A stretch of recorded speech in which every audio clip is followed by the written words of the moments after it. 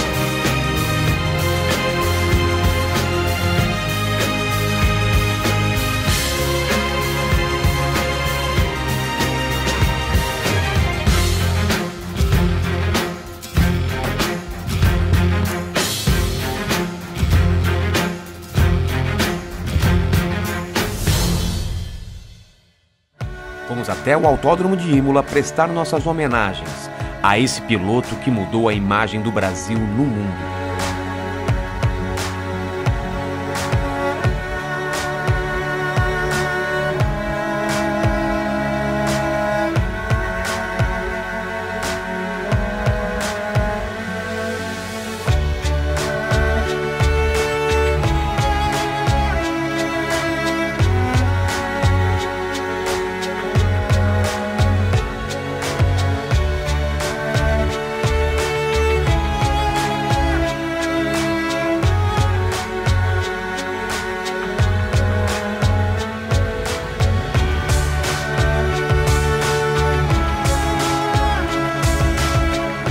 Ayrton Senna era um apaixonado por motos.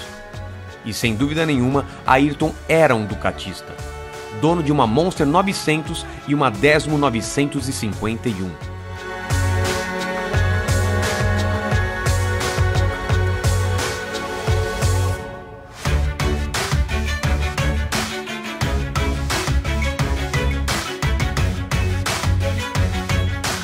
Em abril de 1994, Senna esteve na fábrica da Ducati e contribuiu para que a Ducati desenvolvesse uma série especial, a Ducati 916 Senna. Io ho avuto la fortuna di averlo visto faccia a faccia. Era il 31 marzo del 1994, lui stava salendo la scala che adesso porta al museo. Era assieme, mi pare, al suo team manager o al suo manager per il marchio Senna, e lo incontrai molto educato, che mi salutò, e gli ricordai che lo avevo conosciuto a Imola nel 1991 durante una sessione di prove che lui aveva fatto con la McLaren. Però quando ebbi l'opportunità di conoscerlo, devo dire che sì, lo trovai una persona molto educata, molto simpatica, molto disponibile. Purtroppo è successo quello che è successo, però coincidenza vuole che il suo nome sia finito per la prima volta su una delle nostre motociclette e adesso a distanza di 20 anni ritorna con la Panigale Senna. A Panigale 1199S foi especialmente desenvolvida em tributo aos 20 anos do legado do piloto de Fórmula 1. O modelo exclusivo é uma releitura da 916 Senna. Apenas 161 unidades foram fabricadas e numeradas e parte da verba arrecadada foi revertida para o Instituto Ayrton Senna.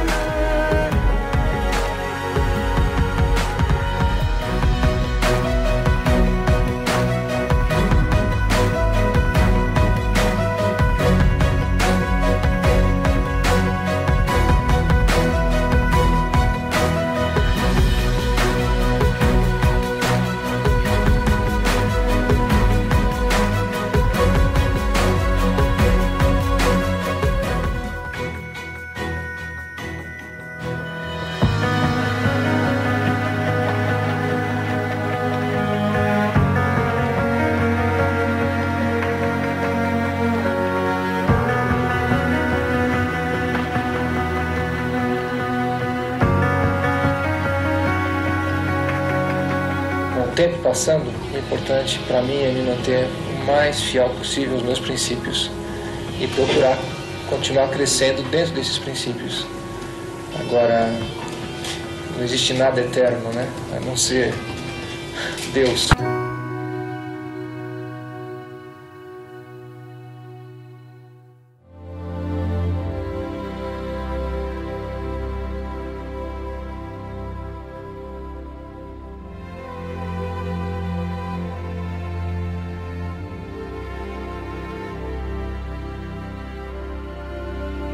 Hoje, no local do fatídico acidente, existe um monumento em sua homenagem, onde os fãs de todo o mundo vêm todos os dias relembrar do seu ídolo.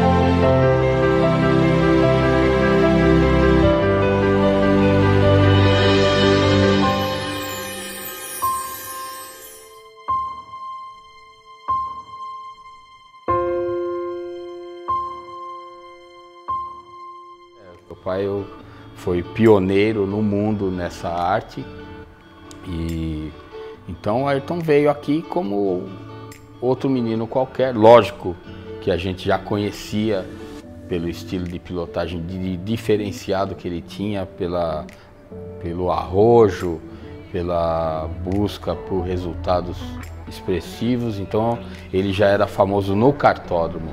Em 78 ele foi correr o Mundial e a equipe brasileira eram 4 pilotos, 2 eram protagonistas, que era o Ayrton e o Mário Sérgio.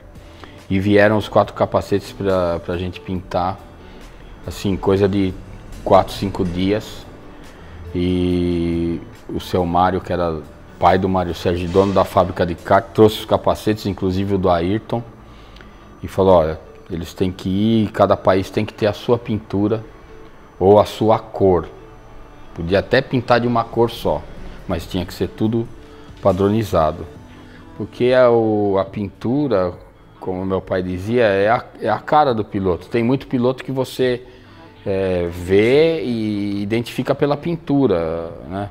Então é lógico que você acaba conhecendo. Hoje em dia, com internet e tudo mais, você põe o piloto lá e já aparece a foto dele do lado para você identificar. Na época não era assim, entendeu? O piloto era identificado pela pintura. E isso foi o foco que o nosso objetivo passou a ser esse. Fazer o quê? Pinturas diferentes para cada piloto ser identificado na pista pela pintura.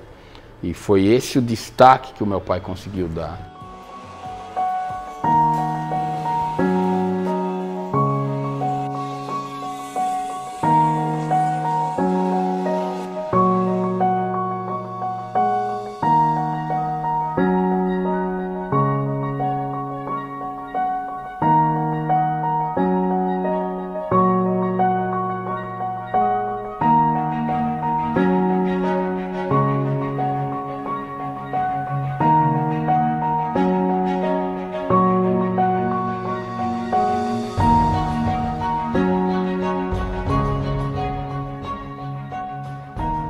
Por causa do Ayrton, o foco era ele, porque ele era o piloto que ia decidir lá, que ia representar pelas condições melhor o Brasil. Vamos fazer as faixas saindo do olhar dele. Já naquela época, o Cid já sabia como era o Ayrton. A intuição que o meu pai tinha para a pintura era mais ou menos nesse nível. Ele não era nenhum Chico Xavier, não é nada disso, é que ele tinha a intuição de perceber. Eu herdei um pouco dele, mas meu pai, ele olhava para a pessoa, você tem que ser assim, assim, assado, e ele tinha um poder de decidir. E o meu pai era louco pelo Ayrton, desde aquela época. Eu quero fazer aqui, saindo do olhar dele, uma verde e o azul, que é mais pesado, põe embaixo, e para mostrar o foco, a direção, a objetividade para guiar. E basicamente foi isso. No meio do trabalho foram discutidos detalhes de filetes e tudo mais, mas a pintura nasceu simples e eficiente, efetiva. Tanto que o Ayrton voltou de lá, ele falou, ó, ele voltou, já veio correndo para ninguém, para o Mário Sérgio não vir antes e falar, eu quero ficar com a pintura. Ele falou... Qual foi a reação dele, assim, quando ele viu o capacete pronto? Ele adorou, ele casou com ele. Ele voltou do Mundial, ele veio, no dia seguinte ele veio e falou, olha, eu quero ficar com essa pintura, posso? Eu falei, não, pode, é sua, então fica para você. O Mário Sérgio a gente mudou para outras cores, mas ficou a mesma pintura com outras cores. O Mário parou logo depois, mas ele falou, essa vai ser a minha pintura definitiva. Ele voltou de lá, já achei a pintura que eu queria. E foi muito legal, né? Porque além de ter essa admiração pelo Ayrton, o Ayrton tratava meu pai assim com muito carinho. Assim, meu pai era todo dengoso, cheio de... era manhoso ele. Então ele gostava, sabe, de elogio, de tratamento. Então o Ayrton agradecia sempre a pintura, aquela coisa toda. Então foi muito legal. E assim, a maior honra do meu pai, né? Era a pintura do Ayrton, entendeu? Porque o Ayrton, ele tinha aquele orgulho, né? Não, eu criei a pintura do Ayrton, eu também tenho orgulho de ter participado, mas eu sempre, é o que eu falo pro meu pessoal, que quando meu pai foi embora, eu falei, olha, o Cid foi embora, mas deixou aqui o imediato dele, que sou eu, e o meu foco hoje é o quê?